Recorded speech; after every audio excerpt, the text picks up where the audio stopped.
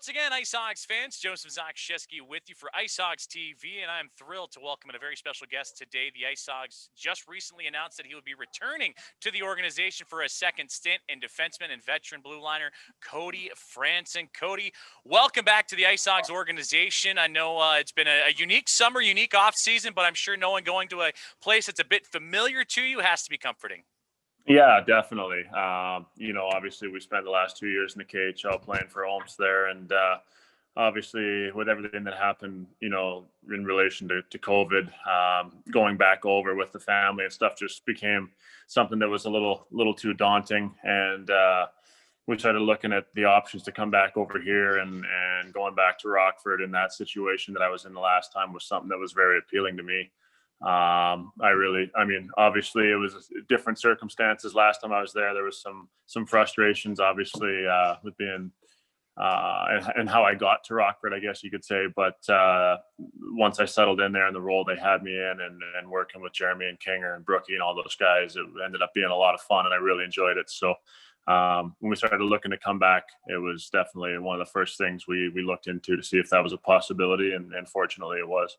Well, compared to being in the KHL over in Russia, just being closer to home, I know you have a young family that you're enjoying your time with a little bit, but just that had to be appealing as well, just knowing that time zones aren't as off as you would be overseas and trying to keep connected with everybody, especially in this unique situation. Yeah, definitely. The travel in the KHL is pretty aggressive. There's a lot of time zone changes and stuff. I mean, I think we were living in Moscow, playing out of a suburb with Omsk because they were redoing their rink in Omsk, and flying from Moscow out east to Vladivostok and China and stuff like that. It was you'd fly 5 hours, gas up, get back up in the air, fly another 5, and it was like a 10-hour time change or something. So you're out there for like 5 days and stuff on that swing, and that was a bit of an eye opener for myself and the other NHL guys that were there. That's something that we hadn't quite taken part in before. So that's just an example, but the travel schedule in that league is pretty tiresome. Culturally, it had to be pretty exciting too, just to experience something different. You and other NHL players that are participating in the KHL. What was that like? You had your family overseas as well, so it was an opportunity to learn not only about the game and how it's played over there, but maybe things outside of the rink as well. Yeah, for myself and my family, I mean, we walked into a pretty good situation living in Moscow. Obviously you don't know what to expect when you're going there. You kind of expect the worst and hope for the best. And it was actually really good pretty much from when I first got there all the way through. Moscow was a great city to live in. Omsk ended up being a great organization to play for. The coaches that we had over there was Bob Harley and Jacques Cloutier and a number of Omsk staff before their time. But, luckily for me and the other imports, all those Russian coaches that they had spoke English as well. They were guys that had spent some time in North America as players or as coaches in other roles. So in terms of the whole culture shock, that was more your everyday living that I had to kind of wrap my head around, as opposed to being at the rink. As far as being at the rink went, everything stayed pretty, status quo for me. Bob played an NHL system, something that I was obviously very comfortable with. So there wasn't a lot of changes when it came to adjusting in terms of play on the big ice and all that kind of stuff. It was all systematic stuff that I was really comfortable with already. Well, speaking of comfort, now let's dive back into you joining the IceHogs once again. Head coach Derek King, general manager Mark Bernard pretty well. It has to be almost seamless for you to come back over here, back to the Blackhawks organization overall, and just jump right back out there on the ice. Now, after the last 2 years of bigger sheet, you get to be a little bit more in close quarters this time. Yeah, absolutely. I mean, it's definitely something that I'm quite excited about. I mean, it's always nice going back to a place that you kind of have the feel for. We lived in Rockford a little bit towards the end there. Obviously, at the start when we were with Chicago, we had our place in Chicago, but my family was with me in Rockford towards the end when we moved out of our apartment in Chicago there. So myself and my wife and even some of our other close family had seen what Rockford was like, and seeing how it'd be a good spot to live with a family and whatnot. So in terms of comfort level that way, it's easy. And then obviously for myself with working with Kinger and Bernie, I had great relationships with those guys the last time I was there, and really with the whole Hawks organization. Even with the way it went, they were first class with how everything was dealt with and treated and handled. And it's obviously, a main reason why I circled back and hoped that it would work out with them. Well, you brought it up, and we'll dive right on into it too. Just the mindset of the first time around, going from Chicago to Rockford, joining the IceHogs at the tail end of the season, helping them into the playoffs, getting them to the Western Conference Final of the Calder Cup playoffs for the first time in team history. But you mentioned at the beginning and just now that a little bit of frustrations. What's different this time that maybe puts it at ease and maybe be able to maybe not be as frustrated and more hockey focused and focused on what's the task in front of you? Well, I think this time, obviously, I know what I'm getting into. When I was in Rockford the last time, I was going through a segment in my career where I just didn't feel like I was ready to accept that fate, I guess you could say. I still felt like I had a lot left in the tank, and I'm not saying that I don't feel that way now, but now I'm in a situation where I know what I'm signing up for, and I'm excited about the role that I'm about to step into. As great as the role was the last time I was there, I was still very much fighting to try and get back into the NHL. I felt like that was still a very realistic possibility for me. And, obviously I'm coming into this situation knowing more so what I signed up for. Obviously my goals as a player is to try and make it hard to not want, or to have teams not want to call me. I think if you're going to consider yourself a professional, that kind of has to be your mindset. You want to be the best you can be and give yourself every chance you can to get back up. And obviously I'm at the AHL trying to work my way back up. But in terms of signing on to this role, it's a lot easier to accept now because I know what my job is to start, and I'm planning for this to be my job for the season. And if bounces go my way, then great. I might, we'll see how it goes. But I'm really looking forward to playing that kind of veteran role and trying to help the young guys. I've always really enjoyed doing that part of the leadership role, I guess you could say. And I've worked with guys like Rads and Forsling and all the young defensemen and stuff they had there the last time. I enjoyed that a lot, trying to help them out, and I'm excited to come back and try and do it again. Before getting into the leadership aspect of it and what, you're going to be counted on off the ice and even on the ice as well. But let's kind of go back to that, talk about getting opportunities at the NHL level. Was that a part of the conversations that you had with General Manager Mark Bernard, maybe even the Blackhawks or your agent or anybody else like that? Because you're still very driven. I can hear it in your voice. If that opportunity comes where a team needs a blue liner and they need a guy with experience, you want your phone to ring. And as we've seen with the NHL bubble and just how things have gone so far, anything can happen really. So what has that been like, and has that been a part of the discussions to maybe bring you back to Rockford and maybe open up that door again? I wouldn't say it was necessarily part of the discussions. That's more so my goals for myself. My discussions with Chicago was being excited to be in this role and going down there with Rockford and helping the young guys and trying to be a good veteran for Kinger to allow him to have success the same way Collie was able to find success when we were there the last time.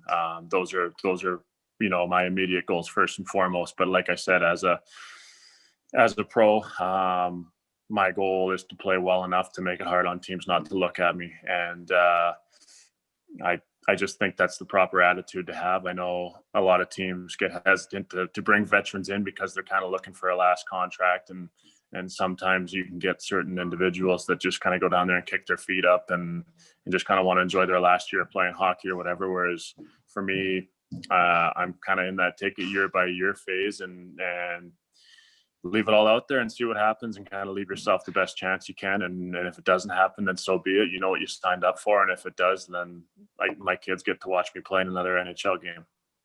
Well, I think that drive itself, not transitioning to the leadership aspect of it all, just to have that drive is probably something that, a younger Cody Franson would look at and be like, look at him. Like, he's got the experience, he has NHL credentials, and he's still hungry and going after everything that he wants. So I would imagine not, necessarily having to talk to young guys to get them motivated. Just seeing that drive in yourself will be something that will be counted upon on and off the ice for a lot of these young guys.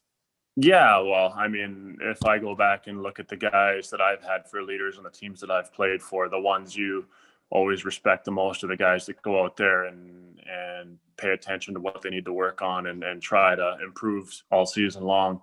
I mean, obviously, you look at Taser.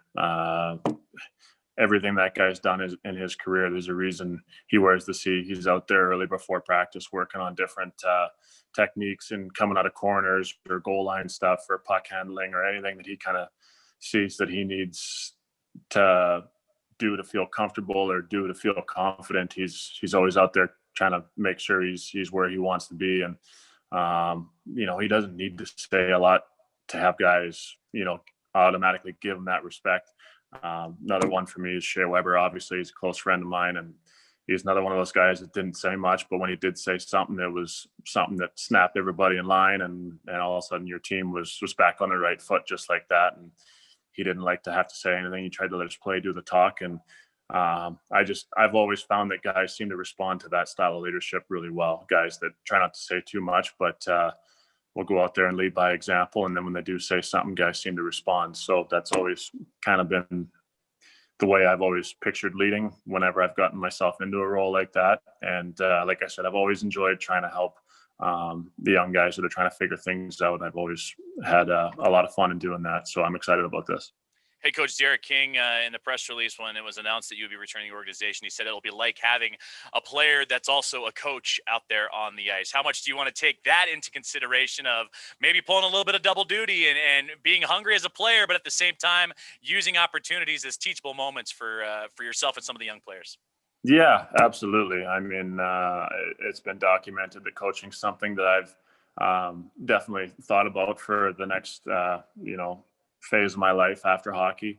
And that's one of the reasons why I enjoyed my time with Rockford so much the last time was that Jeremy and Kinger and Brookie, they kind of incorporated me as kind of that Reggie Dunlop, if you will, and asked for my advice and what I see and what I'm feeling out there. And honestly, it taught me a lot about how a player can view a coach. To be honest, I had never been in a situation like that at the NHL level. I always looked at it as a guy that is capable to be a leader in a group, or sometimes I have been a leader in a group, but never a guy per se to be pulled in behind closed doors with the coaching staff talking about systematic stuff, talking about power plays, penalty kills, all that kind of stuff that generally the top two or top three guys on a team will be asked their opinion of. And I really enjoyed that. I liked having my opinion kind of count for something, I guess, and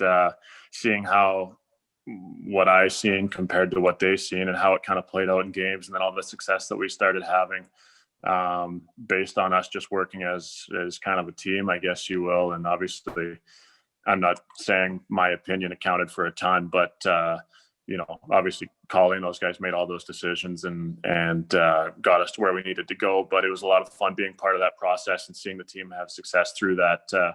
It kind of inspires you to kind of maybe look at that afterwards. Looking at your on ice numbers now, getting back to what you do best, and that's defending the blue line. Last 2 years over in the KHL, 43 points in 98 games. With the IceHogs, briefly, second stint again, and I feel like we've just now got around to you being the 2017-18 defenseman of the year for the Rockford IceHogs, and what you did: 28 points, 19 assists, second among defensemen, and then also 15 power play points.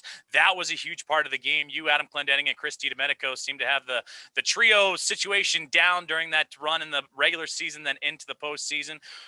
What are your on ice expectations? You talked about your drive, your leadership capabilities, how you're still hungry, want to get back to the National Hockey League. But as far as on ice preparation and what level you're setting for yourself, what can we see from Cody Franson this year? Well, I mean, I'm obviously trying to set my bar as high as I can. I mean, if I want to make it hard on NHL teams to look at me, I have to, showcase that I'm still very capable out there. I haven't had a chance to look into the roster too much or know really what to expect with the group that we have.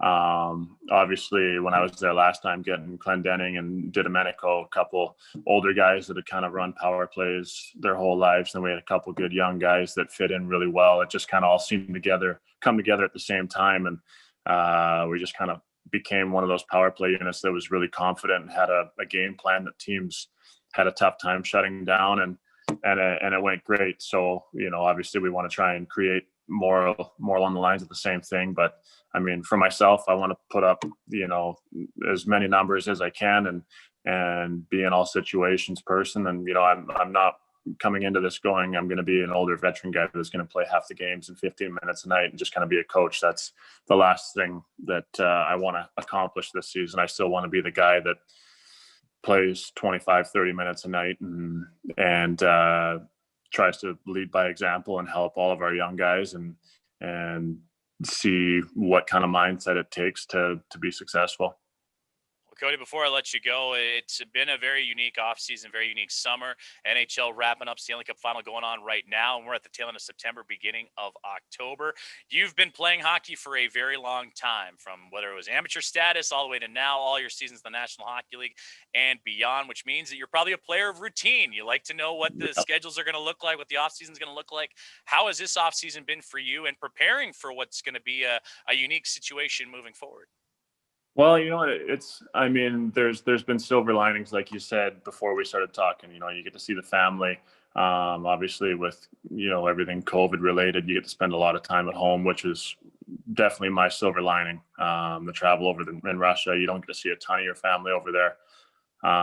So being able to spend a lot of time with the family was great. But training wise, you do everything you can within regulations. I did all my workouts for the first couple months when everything was kind of really locked down, just in my backyard and in the gym in my house. And my trainer was kind of in our bubble a little bit. So we trained just at my house for the first couple months. And now that things have started to loosen up a little bit, we kind of do some at my place and some at the gym. His gym's very distant. It's not like a World's Gym or anything like that. It's a separate spot, so there's nobody in there when we're in there, which is nice. And it's just my trainer and myself. So we've done a lot of training in terms of trying to time. I'd say the hardest part is trying to time when to peak with your training. We're kind of at that like 70% mark right now, and trying to figure out when exactly we'll be leaving for camp is making it difficult to know when to start amping up skating and really amping up training, because you don't want to get to that peak condition a month and a half before you end up going to camp. It's just too hard to maintain. You'll end up burning yourself out through the season just due to overtraining too early. So we're really just trying to find that groove right now, kind of maintain the 70-75% max and see how things play out. And then once we get an idea, we'll start amping up skating and all that other kind of stuff to make sure we're ready to roll when the puck drops. And then you're also your dad, you're a husband, you get to spend time. You talked about the silver lining with your family, but also you got to kind of do so in tight confines of your house or maybe in your backyard or anything. Any fun hobbies, any interests that you and the family have taken up to kind of help these months fly on by, especially when you get to spend so much of this quality time together? Nothing too crazy. We built our house a little over a year ago, so there's still some house projects and stuff being done. Like most everybody in this process has done a lot of yard work. Yeah. But we've been fortunate enough out in Kelowna here that golf courses have kind of been open for a couple months now. So, I golf, my wife's gotten into golf a little bit. So we've kind of rotated a little bit in terms of getting some golf in between the two of us. And outside of that, nothing too crazy. We've tried to keep it very distant, even with the restrictions being lifted a little bit out here, between grocery store and home. We don't really go out to too many public spaces. Golf course, grocery store, and home is pretty much consisted of our summer. So,